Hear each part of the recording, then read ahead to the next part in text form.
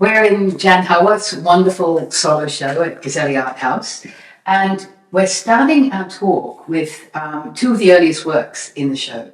And we've got The Old Lady here, which was 1962, 1963, and A Still Life up here. And so, Jann, just to start the conversation off, I'd love to hear about the evolution of this work, because you made it in London despite being in California. I did. I actually started several pieces at once in 1962 in the fall for the yearly Young Contemporaries exhibition. And I had kind of come into this notion that I could make sculpture in cloth.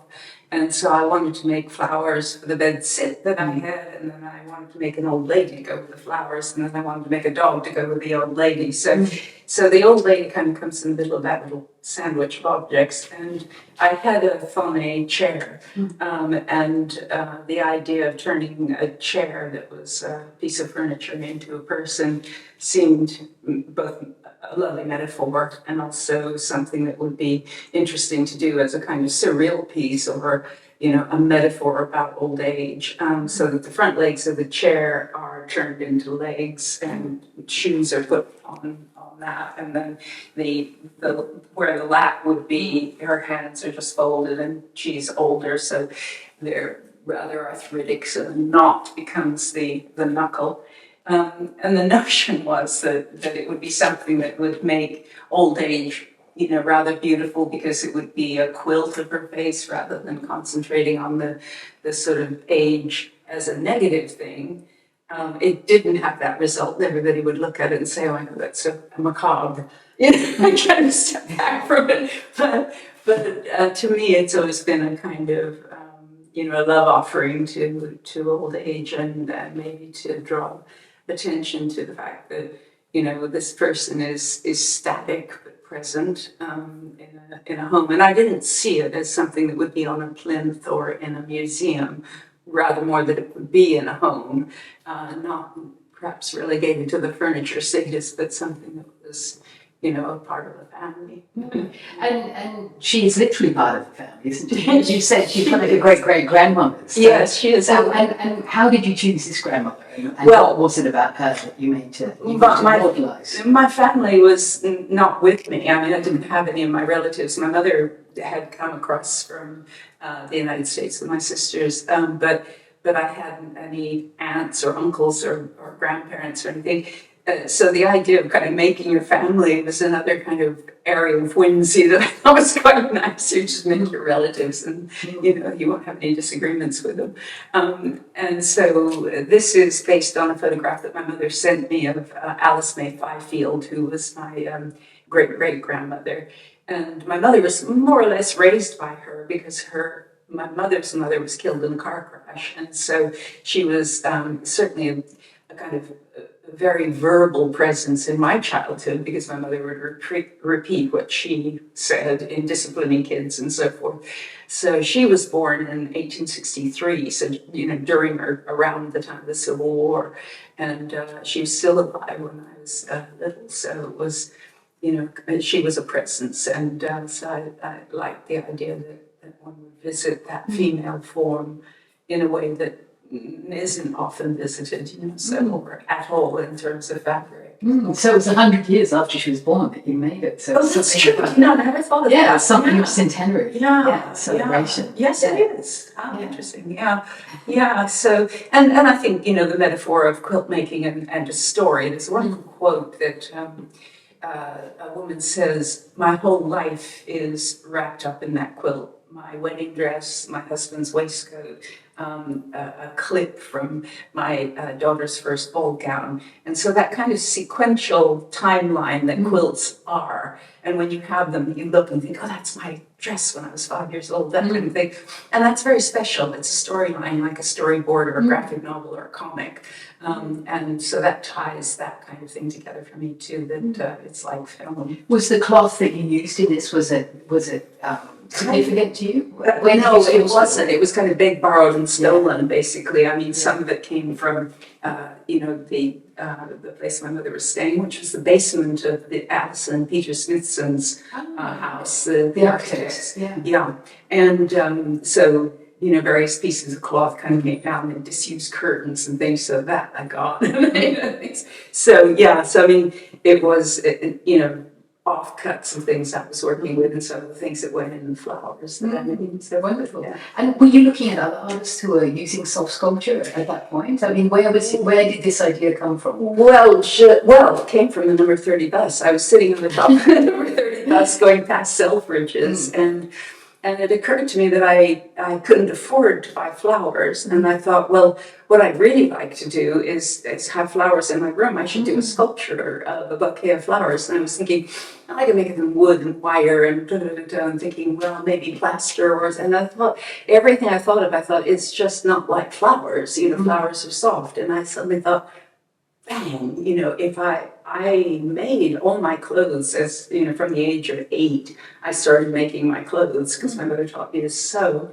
And I thought, well, gloves, you put 2 gloves together and that looks like a daisy, and I could put a zip on a snapdragon, and you can take, spiral of cloth and make a flower. So these flowers just started taking off in my mind as being something that was warm, like a flower, soft, yielding.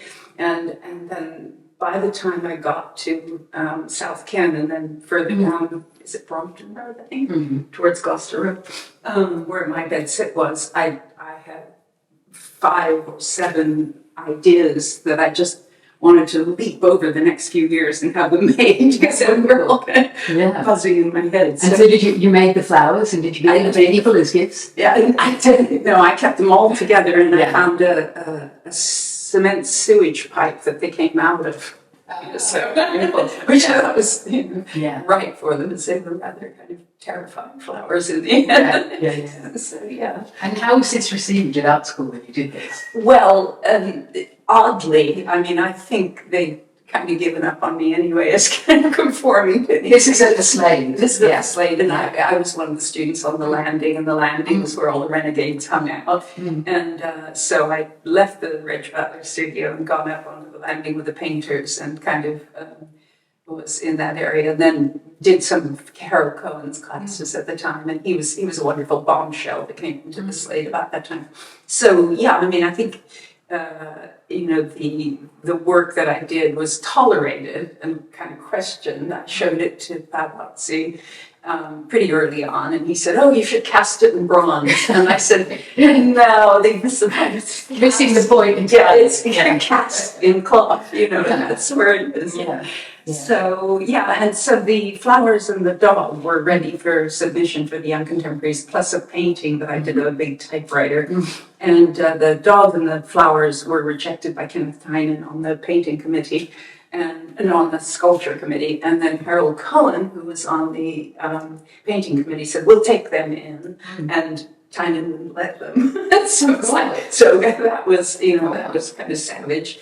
But the painting got in and then was shortlisted by the RCA for their exhibition of 4 young painters. And then she was ready, and I submitted those to the ICA, which is just diagonally across the street. So she has gone sort of from here to America, back and forth. And really, she's just come back to haunt the old ICA. That's wonderful. And this wonderful work on the wall, this still life, which is also made in cloth. What was the evolution of that? That was also done. I used to go to Selfridges all the time because I loved their fabric department, and they would have things like willow pattern fabric, which I just thought was a gift from heaven, that I could make teacups from it and ties and various things that would be willow pattern, which seemed absurd. And then they had this beautiful material coming from Switzerland that was marbled, and so I was thinking about the marbled. What do you call it, tessellated work that you see in like the baptistry in Florence and so forth, where marble flowers and so forth are made. So I wanted to look at that and just thought that, it really is marble, but it's made in cloth. So it's another that it's hard substance going soft, and kind of there's a certain amount of humor in that. Kind of fun. So, do you think we were bringing a sort of West Coast sensibility to London at that point in the 60s? Well, I don't know. I suppose only in terms that, the film industry is full of substitutes. of faux people, white people who are, because they're cast in latex, or that you have donuts that are made out of plaster or something. Right. And I love that transition. I love the sense of something that's a fake. And the whole of my father's work, of course, is to make fake rooms and fake backdrops and, collapsed perspective or cut out cars or something like that. So that just amuses me. I mean, I just think that's hilarious. And so I do have that thing of kind of, I like to find certain things, that have that kind of double edge. It's absurd. It's like the idea of something fake meaning something very real. Yeah. Well, and just upsetting your expectation. If you have an ice cream cone that's crocheted, it's ridiculous and rather wonderful. So so all that. Yeah. So do you want to move on? Yes, so we move into the next room. Yeah. These works in 2017. Yes, they are. And Yeah. just a position and time that we, the whole of America kind of went into paroxysm after Trump was elected. And Because you were living in Salt Lake City by the time. yes, I was. And, there was, a moment where a great many people felt that we had a responsibility to do something about it. And so I went on the Women's March in 2017, just after the inaugural horror. I was so impressed by the energy there and the way people behaved and the fact that they all were carrying signs that were various kinds of artwork that had been made in kitchens across the United States and things that were costumes, three-dimensional costumes, and, people from New Orleans, kind of strutting with brass bands and things like that. And it was just such an amazing outpouring of energy and, protest. And it was like, I've never seen anything like that, because when you see 1 million or 2 million people on the move, it's a river of people coming down the streets in the seat of government, and you have to pay attention to the vastity and the strength of that. And so being present there was very important. And anyway, I wanted to then explore the idea of the march. I wanted to look at something that was difficult, that was a diptych, which means it's divided in half, and so as a formal thing, that's difficult to handle for an artist. And I also wanted to look at a work of art and then its inversion. So that, is it memory, or is it a negative of her photograph or something like that? So it was trying to take on some difficult things. You don't have the important thing in the middle. In fact, the weakest thing in the middle of the picture plane, and then the whole thing may add up to something, but the frieze, multiple figures, diptychs. Yeah. So, and also, of course, in terms of protests, I mean, the frieze the frieze has such a sort of a long history, centuries history. Think of Renaissance painting. Yes. Big friezes of battles. Yes, and I was thinking of those, Yes. and I appeared with Francesca and things like that. And I think the multiple picture thing is kind of an antithesis for pop art with its very centralized, simple image. It really challenges that to say, this is difficult, how do you organize something that still is arresting for the viewer? The other thing that I wanted to pick up on was it's always been important to me, the relationship between the physicality of the viewer, i.e. the old woman is life-size. You relate to her as a human being. If you see her out of the corner of your eye, you think, oh, there's a person in the room. So this, I wanted to put glass on it, which I never do. The idea being that the viewer walks past, but is then in the march as a kind of ghost or visitor. You see yourself as You see yourself reflected. Yeah. So that's Yeah. wonderful. Yes. So just softly, but just that, it seemed to me that was a kind of initiation and relationship as the life size is kind of mixed around with these. And was that an approach you used before, this idea of bringing the viewer in because of the glass? Well, bringing the viewer in, no, but because of the glass, yes. The idea of the Mae West that's a palette house plays on that a little bit because she's a dressing table and you sit in front of her. If you're low down sitting on the stool looking at this dressing table, your face does line up with her and you have this off moment of your eyes blinking and she appears to be blinking. Right. So, but there is a reflection thing that I've used before, but not quite in this way. So it's a little different. Yeah. It's anyway. And I love the material cardboard. If you're working on a mid-tone color, you can work up with highlights and down with darks, and that in-between thing, Degas makes very brilliant use of that, and I love that mid-tone relationship. It's very delicious. And what was your process with this? Were you doing drawings or working on photographs, or how did they? I work with charcoal, and I just do on big butcher paper. I do big drawings, and so they end up being a little bit like puzzle pieces. And certainly with the things downstairs, the quilt things, the process is that you almost make a pattern for what you're doing. In terms of color, maybe not thinking of color first, I'm thinking of color later, but the positioning and the formal aspects of the piece itself, and draw and redraw and draw. So there'll be 3 or 4 sessions of drawing it and getting the lines where I need them to be and so forth. And then it becomes like a map. And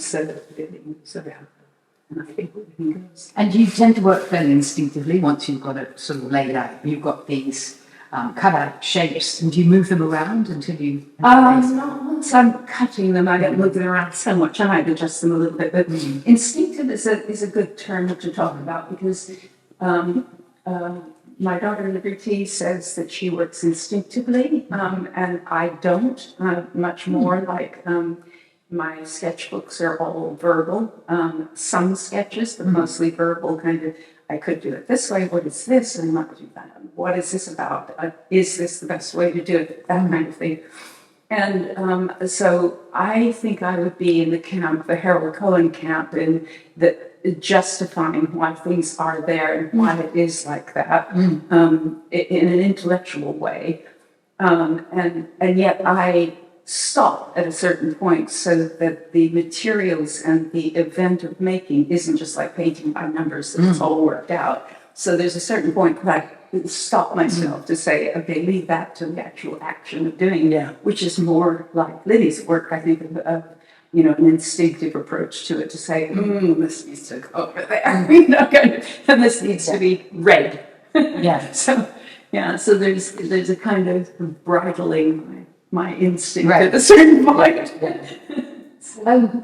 I'd love to ask you about influence too, because you just mentioned Degas. Yeah. I can see lots of influences through here. I would say from 1920s mannequins, figures, and even earlier sort of Dada work, perhaps. To Kiriko. And I think this isn't defined because it's a moving front, but I every so often I go back to realism, get completely, my knickers in a twist of the realism. I've got to prove it to myself. I can do it. I know I can do it. Let's do this and get really, really, really fussy. And then I look back and I think, it's so realistic. It's so annoying. And so then, but I tend towards the geometric. So I do like Art Deco. It's all written out through here. And I do like the geometrification, if that's a word, of the human figure. I like the simplification, like the Brancusi version of the body. That it, in other words, when you draw the inside of the leg, it should go like that, that will curve there, but I'll do it that way, or the outside is that way. So you simplify to the a geometry that gets you the same gesture. So you can do every bodily position, but it's simplified, and it isn't a real body because it has a ball joint here that you expose or something like that. So I like that mechanical reference, and I like the dance reference, and like squaring off things that aren't square.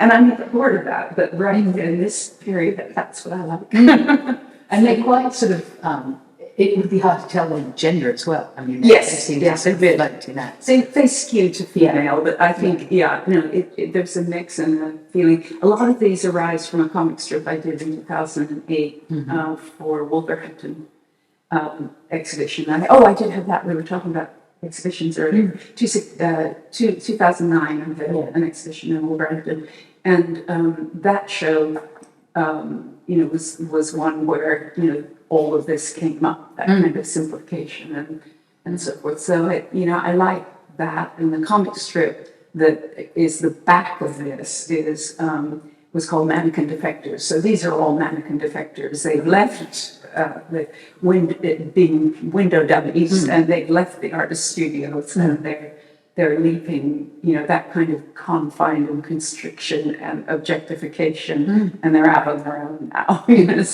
So they're every woman or every person. And were cartoons something that this was a new thing to do a cartoon strip like this? Well, I am very much a wannabe graphic novel person. Right. And I've got several on the go. And I really, really love that form because it's like a movie. Yeah. It's like you're making a low budget movie. So this was when I was little, because I was with my dad every other weekend. He would get the Sunday papers. My mother would get the Sunday papers. So I would have snippet of Dick Tracy and snippet of Brenda Starr or whatever. So what I've done is just like single pages in some cases, and that's what the Mannequin Defectors were, just a single page. We don't know what went before or what came after, but this single protest. And then in other guises, I've done whole graphic novels of Alice Through the Looking Glass or something like that. So, And so is writing something that's sort of very important to you? it is, yeah. I do a lot of writing, and the verbalization of concepts is really important, and kind of really hone it to exactly what I mean it to be. And that's driven by the sort of tone of an idea and the direction I want to take, but then I want to find form for exactly that idea as opposed to, hey, here's another idea that needs a different form. Yeah. So it's idea and then finding the form to suit that. What are the titles of these works? They're mannequin defectors, but version and inversion and things like that kind of get tacked onto them. So one thing that interests me is the new science work that's being done about memory and how memory shifts. And I like that. I wanted to try to represent that to a certain extent. So the piece of cardboard that the hand on the left comes out of, I use that, I flip that and put it in the other side, much as Matisse did or Picasso, using the negative space as an element in a piece, and also then the arm and so forth. So the one on the right is the inversion of that one, and in the one over there, that's the Robert Fraser one. Pretty much most of the colors are the complementary color of the one on the left. So it's color and inversion rather than the color negative. On film used to look like that. So you can see the color reverse. So in some cases I stick to it and then I abandon it or forget it or do something else with it depending on the composition. This one's called two Roberts, two Dennises, and a Gabriel. So it's Robert Fraser, Robert Redford, Dennis Hopper, and Peter Gabriel. And what brought that group of men together? Just men that had been, that I'd crossed paths with, that either, suggested a change, or, Robert was the gallery dealer that I had in the 60s, and found some Groovy people. Very unfortunately, they would hate the word groovy. Right. And Harry Ryder insisted that it was groovy pop, and I said, Harry, you will hate that. Anyway, then I got the fellowship, the Roberts Fellowship. So that was forced another turning point in my life. So I'm grateful. And I knew Dennis because he'd shown me Robert, and then I ran into him again in Sundance and saw something of him for a while. And that's because you were running an art program with Sundance Film Festival. Yeah.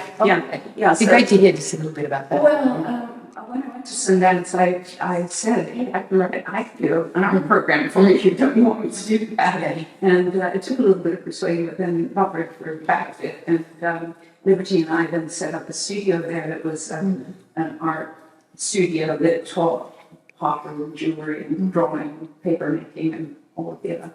And I also ran their exhibition program. So I would put on exhibitions of Dennis Hopper's work. Yeah. Or, who else did we do? An artist here called David Cox and Anna Gabriel, Peter Gabriel Stilcher, and so different people, which is quite. Is that still going? The art check is Yeah. the exhibition programs I put it on specifically for the film festival. Right.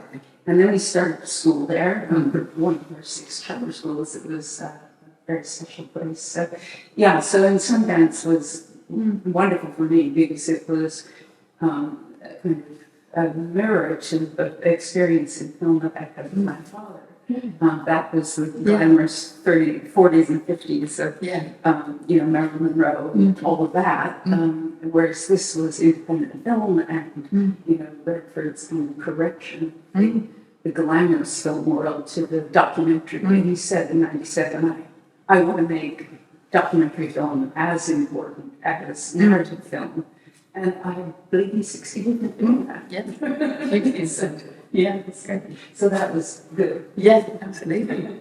So if we move over down to this sculpture, which is interesting to look at, the old lady, how the form moved in a way. Yeah, to the new 50, 60 years. Simplification. Yeah. It's still very much there, but she's a mannequin, and the idea is that, in a way, she matches this with that kind of mid-tone linen with color, which I just love. So the idea of really coming out of the pandemic when we first started talking about the show, because I wanted to have a full-size figure in it, and I've been really avoiding doing 3-dimensional things, just like, I don't want to do that. Why is that? Why are you avoiding that? I don't know. I just, I go off things in a big way and just turn in a different direction. Yeah. And it was like, nope, don't do that. Yeah. But coming out of the pandemic, I felt differently about things. And it wasn't quite as simple as, I need to sell this meeting. It wasn't like that. It was some other kind of feeling. And then I think that was the first thing I wanted to do. And it was just bizarre because I thought, I want to get the sewing machine out and do this and stuff. So, anyway, so she came about, and I wanted to keep the kind of Utah coloring together. And how is that Utah coloring? Well, I've never been to Utah. It's so yummy. Coloring Utah is fabulous. There's red rock everywhere. It's the south, and then you have the mountains. So that's with all these ochres. Yeah. It's ochre. There's mountains called the Ochre Mountains. So the Salt Flats, the Salt Flat area around Salt Lake is 33,000 acres of salt. It's flat. Yeah. So there's these huge contrasts. So the sort of indigo blue of the mountains and, the brightness of the sky, amazing sunsets, a lot of water. And I think the whole color palette is very distinctive, and it matters a great deal to me. As time goes on, I think you become, really wedded to the materials that fascinate you. And certainly oil paint fascinates me. So what I do is I paint big 8x4 sheets of canvas, and in this case, much of the canvas is work that Libby and I have worked on these big canvases, just throwing paint at them, letting them dry, putting more paint on them, and messing it all about. And you can see that a little bit in the spotlight that's under. But very much earth color, very much derived from mineral, not acrylic paint, which the coloring that is Persian dye or false dyes, and the oil paint. This is real rock, real minerals, and it has a light in it. It's just different. It's like if you take, for example, gesso white, which is a water-based paint, but gesso, real gesso, not acrylic gesso, you're working with ground marble, and that catches the light differently. It's not the same. It's not the same that white. So I think that mineral-based paint and stuff is become part of the kind of land and my relationship with that. And I I love geology, and Utah is like a textbook of geology. There are volcanoes, and there's folded rock, and there's sedimentary rock up on the top of the 11,000-foot mountain. So she sort of embodies the land. Yeah, yeah. What's this title, this work? And she's another mountain depictor, so Right. yeah, and we don't know if she's dressing, Yeah. or if she's real or not. Yeah. And she was an actual mannequin. Yeah, she was, and then And you- it was, well, I added body to her, because she Yeah. looked rather like an adolescent, and I had no intention of using body anyway, I just wanted the whole base and Yeah. arms and things. So taking a painted canvas and then restructuring the body and stuffing that, and kind of reconfiguring. So this return to sculpture, did you make other mannequins at this time as well? Was she, No, did she sort of scratch that itch? Yeah, she scratched that itch. Right. Exactly, she did. And whether there's more three-dimensional power or not, I don't know. It's a great relief not to do sculpture because, armatures always betray you, and they're always really hard to set up. And they, What do you mean by that? well, they just something goes wrong in them, or if someone else sets them up, because mine are jointed and moving for the most part, like house. The leg will be in the wrong position, and I want everything to be looking natural. I don't want it kind of halfway in the position when I want to do it. So this is nice because it is formal, so she can be rather stiff. Okay. So. Yeah, and did you make this dress? I did. Yeah, it's linen. It's Japanese, beautiful linen. Yeah. Okay, shall we move downstairs and have a look? And we can talk about the work actually in the sculpture as well. That's a piece that I did when I first was in Salt Lake. It was 2011, Yeah. 12, and I rented a house. My husband died in 2010, and I had to come on to earn some money. So I was doing some work, but also working at a museum called the Leonardo Museum, running an art program for them with Higgie. And so we were running workshops and interviews with the population, going through museums. And I have done a lot of work with vinyl. It's kind of cheap and nasty substance that I love putting in conjunction with fine art materials. So that is kind of about that, but it's also about the layering and about the fact that when you put paint on the front surface of a sheet of vinyl, it will create shadows projected like a film on the next layer, and you can shift the art of the piece by shifting the light. So the linear quality that you create is up to you. You know that if you want to make it to the left or the right, you can do that. And then this one is 3 layers, so that as you pass it, the composition changes. And again, I'd like a reference to the viewer being able to change the composition and it makes it like it's animated.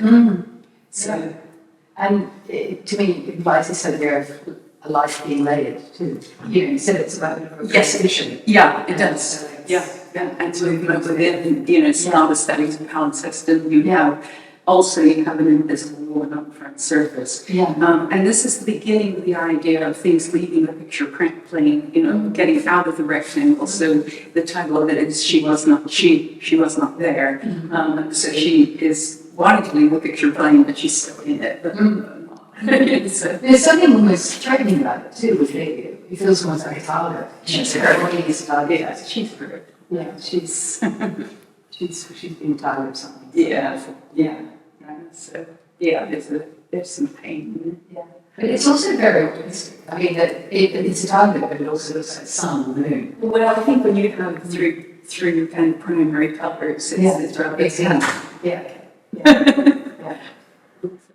Okay, so now we're looking at these wonderful prints of work in progress, which is the big mural that you're doing for the launch of the new National Portrait Gallery, the revamp of the National Portrait Gallery. So, and you obviously both worked on this in a team daughter of Jann, and so yeah, could you talk about how this evolved, this work, and who it involves? Yeah, the 7 panels that you see here are not the full size. The full size is 4 foot by 8 foot, so it would go top to bottom right in that space. And there are 7 panels of that. And it started in 2016 that we got a little funding to put together a mural that we imagined would be the ramp up to the first woman president in the United States. So we were all very excited about doing a mural about women. And further, doing a mural that really was a learning device. I recognized that my knowledge of women upon whose shoulders I stood as one of many women now who have professional lives that would have been impossible 100, 150 years ago. I didn't know my past. I didn't know who to thank. And so we devised this idea of going into workshops with non-artists, giving them a photograph and helping them to cut a stencil that would make a portrait of someone. And basically, simply put, it's you take a photograph and you cut the dark elements out with a knife. So you think of it as cutting an eyebrow shape, making a hole of an eyebrow shape that you're going to push paint through. And so the portraits are on paper, and then those portraits, when they're finished after you've run 10 workshops or something like that, are handed to Liberty, and then you do your thing. Yeah, so then the next stage, the lovely thing about the stencil is that there's such opportunity for an individual interpretation of the portrait, because it's a grayscale photograph. They really do have to choose, where to cut those lines. So you'll see that there's a lot of personality in each portrait. They're basically life size. The heads go a bit up, a bit down, but when you walk in front of it, it's very much, you feel like you're walking alongside, life size figures. So I take all the portraits and start arranging them on panels, these large panels. So this set in real life would be 28 feet long and 8 feet tall. And the piece at the National Gallery is a 7 panels, so it's that kind of scale. Yeah. I take each piece, start arranging them, and it's really to do with the kind of relationship between them. And obviously, the idea of if the women were in real life all together, what an amazing party that would be. What would be the conversations, what would be the kind of the atmosphere of that group if they were all gathered together. And so to collage that, I like the kind of the relationships between them. What does Diana, has she just whispered something into Ruth? And the their expression and their mood and their kind of the emotion. So all of these women were chosen by the group of women you were working with. Is that right? Multiple groups. It was up to them who they wanted to portray. Yeah. So it wasn't dictated to them at all. This was just the people, the women who they admired. They had lists that they could choose from, so that was part of it. But they were free to choose anyone that sort of came to their mind. So what we did is we did several surveys with an American high school, and we went to an arts festival and asked questions. We went on radio and had to call in and just kept developing a list and making it longer and longer. And then if a group of people from the University of Utah Medical Department said, we'd like to do a workshop, they would have a lot of medical information that we didn't have, and they would bring the people that they thought were significant in the medical world, and we'd have to research and find some things. But we worked with people who were either at risk for homelessness or had been living at the YWCA, escaping domestic violence and or homeless or drug abuse problems. And the spread of people that experienced the workshops was right across the board, from the mayor's office to people who were challenged by different things. And So this, I mean, it's, to make it clear that these 7 panels are the beginning of the work in progress mural, and that which you will see at the National Portrait Gallery is the latest 7 panels, and in between that are a whole bunch more, because it's now 15 panels all total with this, and then another 7 from the National Portrait Gallery. So, and the National Portrait Gallery set is a self-contained. I mean, they will stand alone. And was but they that are part of the groups in UK as well, or was, that was all workshops. Yeah, Nice. but because of the pandemic, they were done over Zoom. I see. Okay. And we should point out too that the front row figures are usually done by artists. That's about 10% of what the mural is. Right. So we don't think that we can do a full-size figure in a workshop, and it would be a lot to ask of an amateur artist. So for the most part, the front row figures, which are full-size and full body, they're done by professional artists. So that kind of helps the crowd become real. And did those professional artists choose who they would do? Or so who have we got here? We've got in the front. Agnes Well, Varda. we've got Laura Decker here, the young girl who went around the world. And we've got Anne Frank, Isaac Deinson, wonderful photograph of her, Mata Hari, and Mother Jones.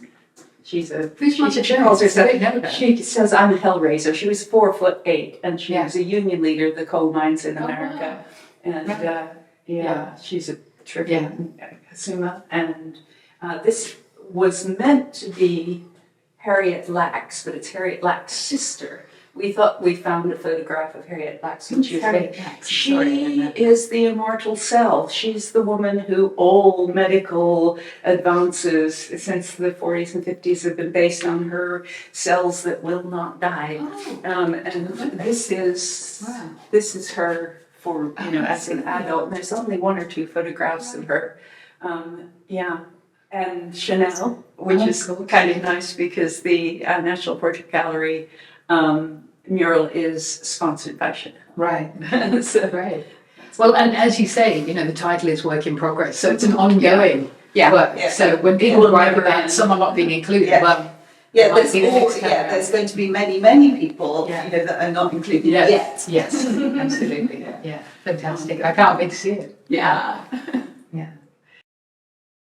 So we're in this, in the ground floor gallery now, and this is all work that you've done in the last year or so. So you've been incredibly prolific, and with these very sort of enigmatic, sort of freestanding bodies and kimonos. I've worn my kimono, homage, and then the wall work around the corner. And you mentioned that this work was the one that sort of led into the other work. So what was the evolution of this? What prompted this? Only within the last year? I mean, I think partly coming out of the pandemic and kind of explosion, The show was called Out of the Rectangle, and I just began to feel that, I mean, because we live in rectilinear architecture and because we have been confined, all of us worldwide, more or less for 4 years, being careful if at the very least end of it and being really locked down at the other end.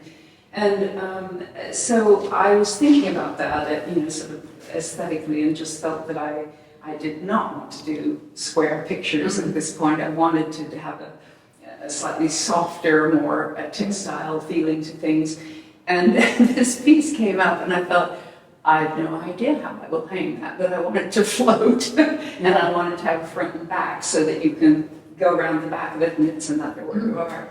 And so I just dove in with the hope that, Caselli would be able to go with it, which they have. And I'm just so thrilled. The first thing I saw when we came off the plane virtually was this floating, corset. It's double size. I usually do everything life size, but I suppose it's in a way a kind of exclamation mark and a full stop to about 25 corsets that I've made over the years. Most of those are in France.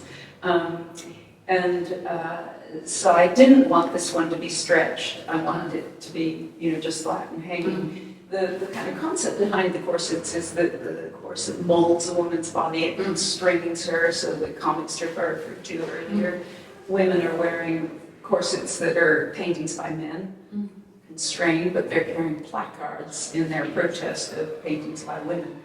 And so this one is not, it doesn't have the double stretch, the kind of constrained feeling and the stretch on the canvas. This is just hanging. And it may be the last of the corsets. I'm not going to predict that exactly, but that's what I think it is. And I just wanted to look at the corset in more detail, therefore make it bigger so we can see it more easily. So, and I picked up on a kind of star motif, inverted star, and then flipping the inverted star the other way. So I wanted to see what you did with that kind of burst shape and how that built up into a geometric kind of pattern that referenced quilt making, but also referenced some of the things we see in corsets of straps and belts and supports and clips and things like that. So and also then taking it away from being symmetrical by, you know, not just doing pa-hom, you do, this is different than that. Then there's the kind of private part of the painted canvas and what you save and what you happen to find within the painted canvas. It starts more or less accidentally. You're just making these huge swaths of canvas. But then something like that, which to me is just exquisite, and I save it. I have it in this big 8x4 sheet of canvas, and I'm thinking, that's really good. And I guess save that for something really important. So that little bit, I mean, you know, 3 or 4 people when you look at it saying, that's like Turner. It's exactly like Turner, because I stood this far from the Turners in the day and thought, how do you do that? You know? And I just love, you know, what happens in that little area. And I mean, it's ridiculous. You have this whole thing, and that's really what the really good bit is. So do you make these separately and then you look at all these bits and bobs and you then cut them up, or did you make that intentionally for this composition? No, I mean, you know, I knew these colors would be used in this, and I knew, you know, that I probably would take care of this and have it at the top and so forth. But it's a drawing on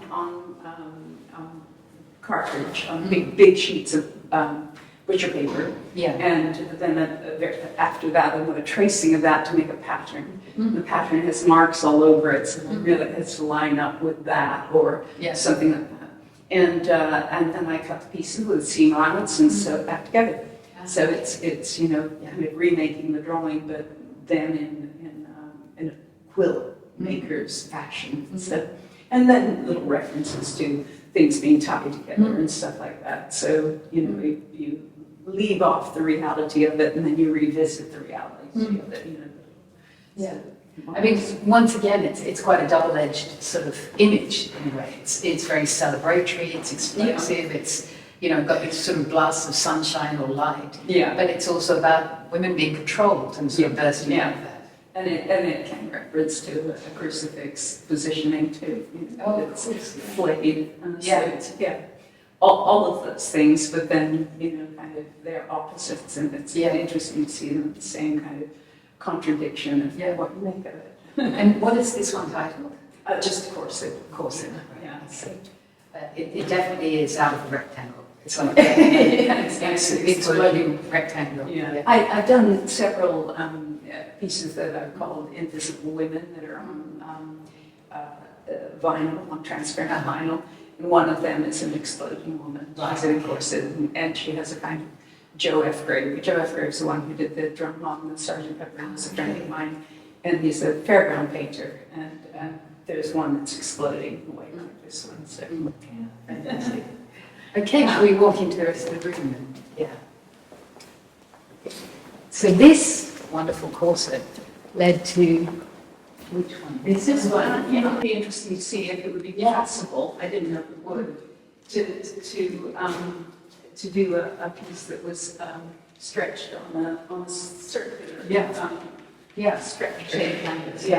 And I've always wanted to do a round picture, but I kind of set myself the rule that you don't do anything just for the sake of it. You know, it has to rise out of whatever you're trying to achieve. So I wanted to do a body that was using the face as, you know, breast, nose, mouth and see what would happen, with that. I've done that in the American Defectors, in the comic strip. Yeah. And also, so it's a face and it's also a body. And I was very much in love with the sky during the pandemic. This were real, with no airplanes and things like that. So it's called Pandemic Blue. And I wrote to a paint company and said, would you like to name a paint? Pandemic Blue. Yeah.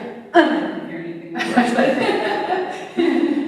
I think it should happen. Yeah, absolutely. The sky was really amazing without any airplanes. It's fabulous. I was writing The birds on. a big project. Yeah. We were doing really an international mural at that time. It was a community mural with people everywhere. So I was in touch with people and asked them to send me photographs of their blue skies. So I have a whole bunch of photographs of blue sky. And what's this one titled? It's Pandemic. It's Pandemic. Yeah. And so, this is an example of like a bit of canvas that's very yummy that I'm saving for something, and then I have to find a place that really. And you've got, these look like almost like brass, but I mean, they're painted. Yeah. They're very metallic. Yeah. Rusty. In a way, this is almost the most abstracted work in the show. Yeah, it's very geometric. Yeah. There are things about it that I feel uneasy about, and then other things I think, that works pretty well. But it's sort of doing the circular things, truly a challenge, and I really want to investigate that again because I think it sort of betrays the idea that you're like this. And the one thing to say about this rectangle thing is that we really are governed by this. Our passport, our homes, our screens, our pixels, our credit card, everything is, we're identified by these little things, and so getting loose of that. Have you thought of designing your own house? That's right. Well, they look really weird, don't they? It's sort of those round, big troglodytes. Absolutely. And so now we move on to the kimonos, which are amazing. I mean, throughout our discussion, you've been mentioning cinema actually all the way through, the influence of your father who worked in film, and a lot of your work is quite cinematic. And here you literally have like the film strips. Yeah.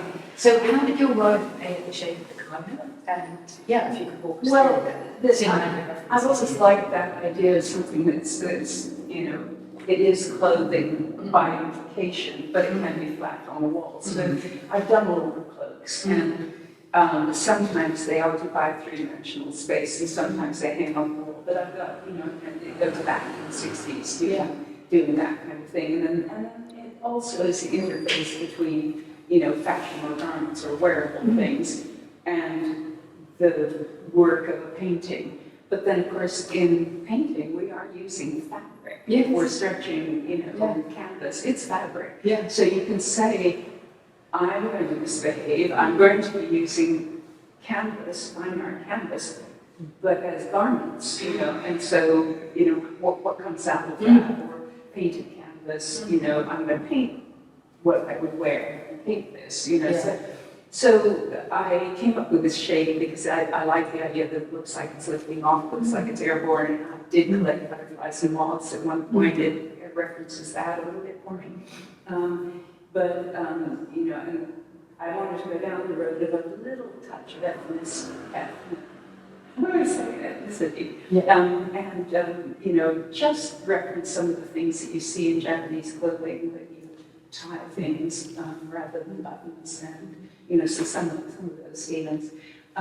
The film strip idea has been present for probably since 2000, and I very much like the idea that time is encapsulated in film, that you can stop time, you can freeze it, and the people that you see are no longer like that or no longer living, and that frozen time, I think, has probably been more profound in changing our psyche than almost anything that's happened ever. So the lens to me is something that is as important as the wheel. And the changes that it has allowed man's mind, woman's mind to be altered. And so focusing on the lens, which is in both those, or is it the sun, or is it the light, that's important. I like the idea that we pay proper respect to the power of the lens. So I've done several things now, a big 32-foot mural with film strips like this that chart the history from the early photography all the way through to the Sundance Film Festival and Sundance. And these are focusing first on black and white film there and some of the films that my father made and others. And what are the titles of some of those films? Some like Hot Strangers on the Train, Invasion of the Body Snatchers, and then there are other films that whatever happened to Baby Jane and Sassy Mexican World, and a wonderful filmmaker from England called Mark Singer, and his film Dark Days, which is about people who were underground in New York. So that is about kind of pivot point black and white films. And sort of a homage to your father. Yes and no, just inevitably he would be in that because the films that he did were within that surreal realm. I mean, Strangers on a Train, I was on the roundabout before they shot that scene. It's so famous, and it is a very bizarre switch of personality people in the murder in the film, and so that duplicitous switch is like Body Snatchers or changing so the surrealism kind of aspect, or switch or false or fake. Jack Lemmon being a woman. So, and then the other one, the color one, is really about the idea of what I consider to be the most effective myth that we live with, which is the cowboy. For all its faults, because it raises the questions that we're all dealing with about genocide and about the gun, about manifest destiny and rights and post-colonial and women's rights and so forth. All of it, if you unpick Western, it has all those faults, and yet we still are interested in that story. I think largely because the components of it are ordinary people. Right. You know, it's the indigenous person who the land belongs to, the origin human, and the interloper. But this interloper isn't a god or king or knight or anybody in the vertical sort of stream. He's a poor cowpoke, probably Hispanic, kind of coming into the land and the colonial side of that. And I love the fact that in Utah, it sort of was one of the places that the myth was created through cinema, and it's cinema that's unpicking it. And so much of something, you're snipping it apart. Yeah. So, can these be worn at all, these kimonos? Can they be worn? They could be. I think they could be photographed if you were very, very tall or stood on a box. I once, when I was pregnant with Libby, there was a photographer that wanted to do photographs of some of the garments that I made. And I wasn't tall enough for this. I'd stand on a pile of bricks, and it was called the Rainbow Cloak. And I'm standing on this pile of bricks and have this thing on, and then I faint, and I kind of disappear in the Oh my goodness. So, yeah, and it sort of stayed there for a little bit. Right. I didn't. Okay, shall we move to the final work, which is one of the year? Which again is the return of the mannequin, isn't it? Yeah. And it's beautiful blue. Yeah, it's not with female, male, could be both, either. The fabric is Japanese indigo linen here, and I saw this online, and they said on Amazon, it's a new shipment of Japanese linen just in, and so Liberty and I both ordered big piles of this because it's lovely.